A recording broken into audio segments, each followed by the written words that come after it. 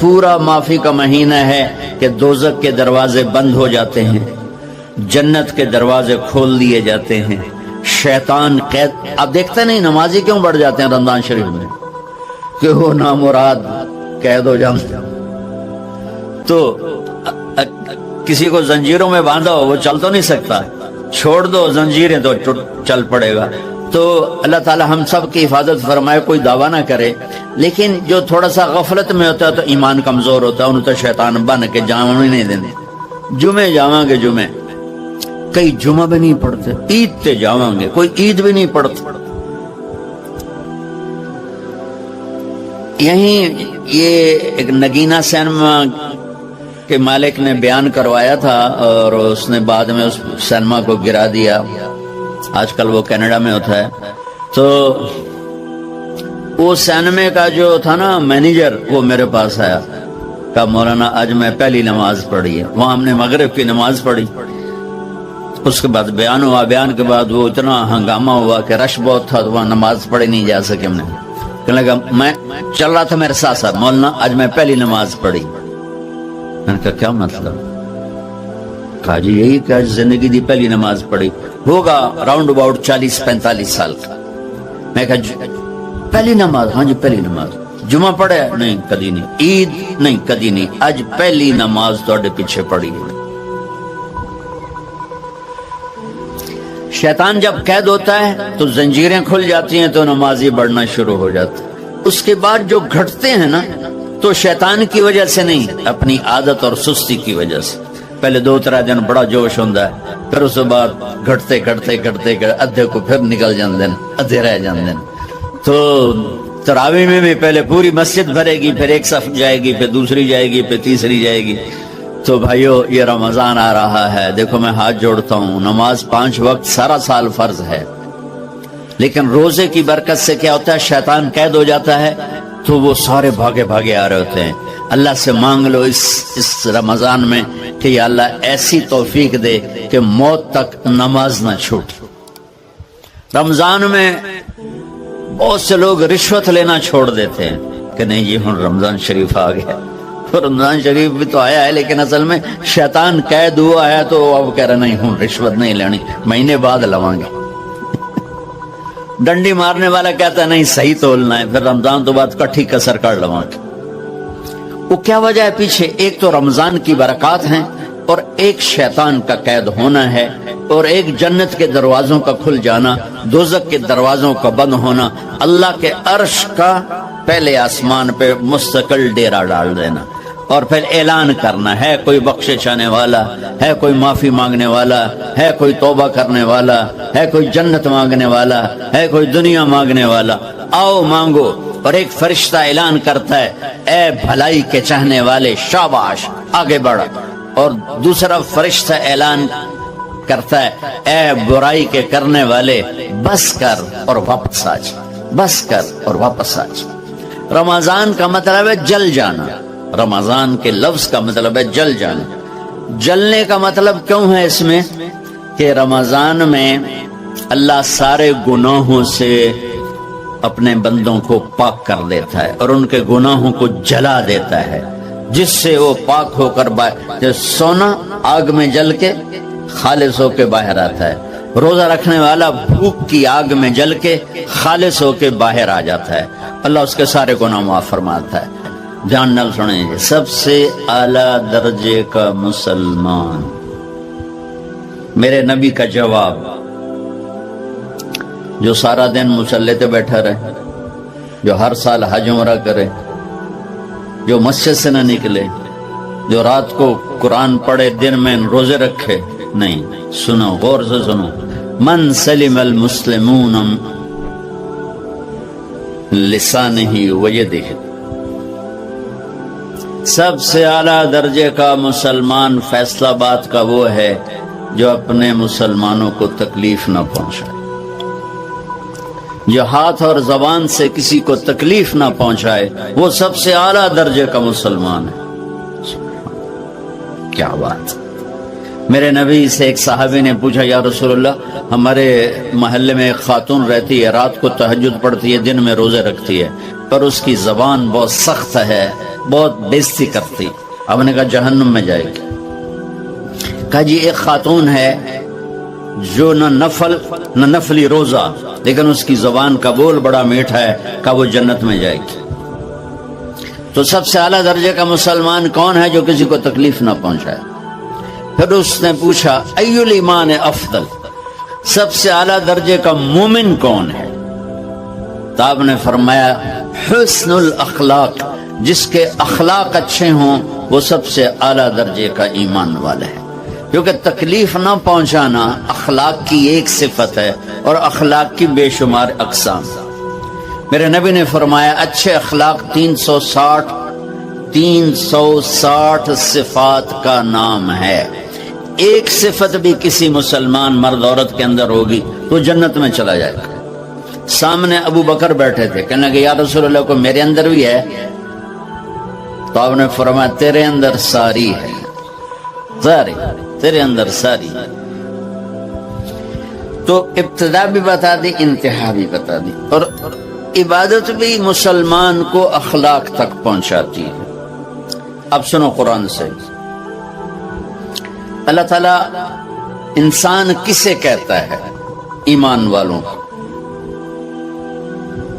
ان الذین کفروا من اہل الکتاب والمشرکین فی نار جہنم خالدین فیہا اولئک ہم شر البریہ.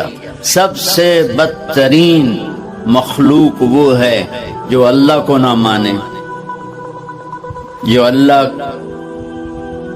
کے دین کو نہ مانے. آپ نے کہا وہ سب سے بدترین مخلوق. تو لا الہ الا اللہ محمد رسول اللہ ہمیں انسانیت میں داخل کرتا ہے.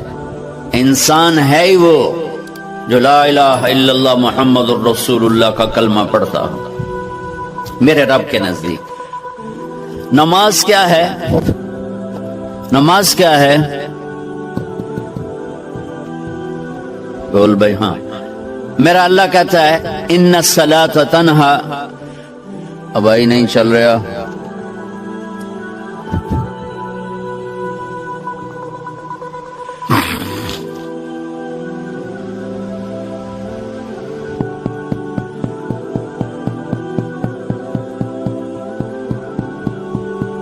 تھوڑی آواز ہے. نماز کیا ہے؟ ان الصلاۃ تنہا عن الفحشاء والمنکر. تم نماز پڑھو، یہ تمہیں بد اخلاقی سے بچائے گی اور یہ تمہیں گناہوں سے بچائے گی. تو نماز بھی انسان کو اخلاق تک لے جا رہی، فحاشی سے بچائے گی، گناہوں سے بچائے گی، اخلاق کی طرف سفر. روزہ آ رہا ہے. روزہ کس لیے ہے؟ کتب علیکم الصیام کما کتب علی الذین من قبلکم لعلکم تتقون. تم پر روزہ فرض کیا ہے جیسے پہلوں پہ کیا تھا تاکہ تم تقوی والے بن جاؤ. تقوی والے کون ہیں؟ وسارعوا الی مغفرۃ من ربکم وجنۃ عرضها السماوات والارض اعدت للمتقین. کہ میرے بندو دوڑو جنت کی طرف جو تقوی والوں کے لیے. متقی کون دن تقوی والے یا اللہ کا؟ الذین ينفقون فی السراء والضراء، کا جو میرے نام پہ سخاوت کرتے ہیں، چاہے تنگ دست ہوں چاہے پیسے والے ہوں، چاہے تھوڑا مال ہوئے چاہے زیادہ مال ہوئے، وہ میرے نام پہ خرچ کر دیں. الکاظمین الغیظ، جو غصے کو پی جاتے ہیں. والعافین عن الناس، اور جو لوگوں کو معاف کر دیتے ہیں. اللہ تعالیٰ کہہ رہا ہے یہ تقوی والے ہیں. تو روزہ بھی اخلاق پہ لے جا رہا ہے. فمن فرض فیہن الحج فلا رفث ولا فسوق ولا جدال.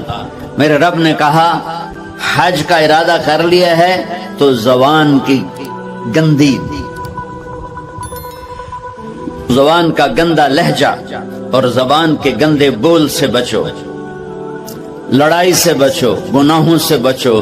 تو حج بھی میٹھے بول پہ لا رہا ہے، لڑائی سے بچنے پہ لا رہا ہے، نافرمانی سے بچنے پہ لا رہا ہے. خذ من اموالہم صدقۃ تطہرہم وتزکیہم بہا وصلی علیہم. میرا رب فرما رہا ہے میرے محبوب ان سے زکوٰۃ لیں اور ان کو پاک کریں.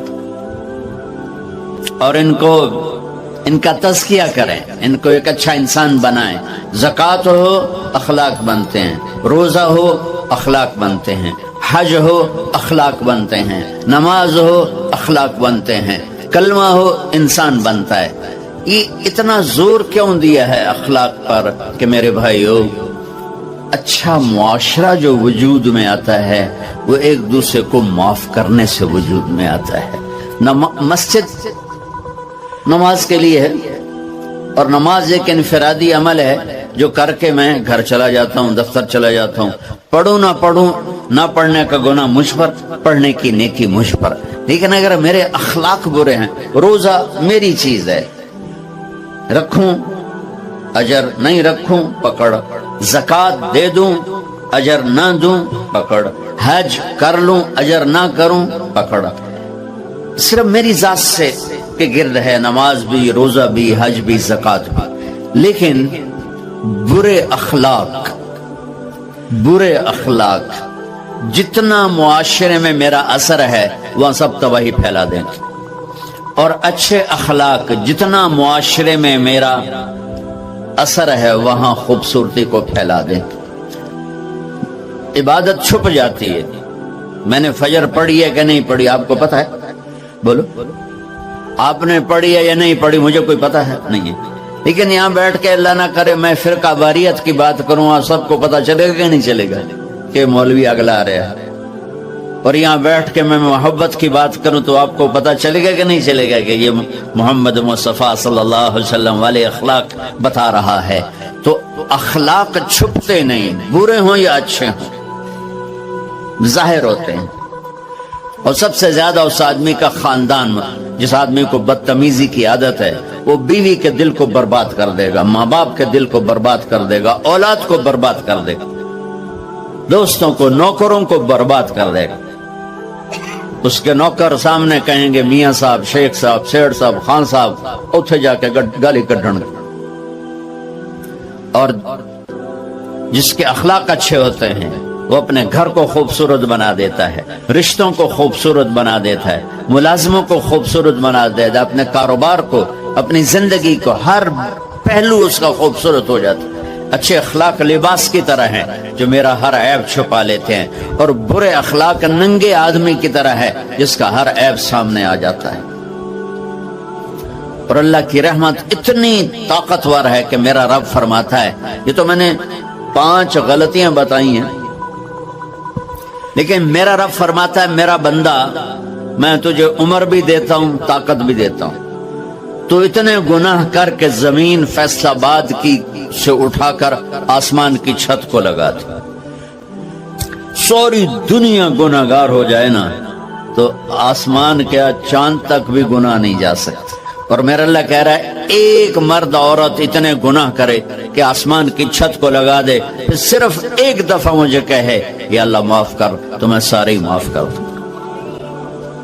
تو بھائیو، یہ رات بھی معافی مانگنے کی ہے۔ تو میرے عزیز، و رمضان شریف آ رہا ہے، اپنے دل کو کینت سے صاف کرو، بغض سے صاف کرو، نفرت سے صاف کرو، کسی سے لڑے ہوئے ہو اللہ کے واسطے صلح کر لو۔ یہ لڑنے کی جگہ نہیں ہے، محبت کر کے جاؤ تو اللہ بڑے اونچے عالی درجات نصیب فرمائے گا۔ اور اللہ تعالیٰ موقع دے تو رمضان میں ایک 3 دن تبلیغ میں اللہ کے راستے میں ضرور لگا لینا۔ تو سارے بھائی نیت کرتے ہو؟ سنتیں پڑھو۔ اللہ نے زکوٰۃ فرض کی ہے تو زکوٰۃ نکالو۔ اب تو اتنے حالات ہیں کہ متوسط طبقہ بھی زکوٰۃ کا مستحق ہے، اپنے زکوٰۃ سے بڑھ کے نکالو، کیونکہ زکوٰۃ دینے والا بخیلوں سے تو نکل جاتا ہے، لیکن سخیوں میں داخلہ اس سے اوپر کرے گا تو 2,500 دے دیا نا 1 لاکھ میں سے، تو باپ پہ بخیل کا لیبل نہیں لگے گا، لیکن سخی کا بھی نہیں لگے گا۔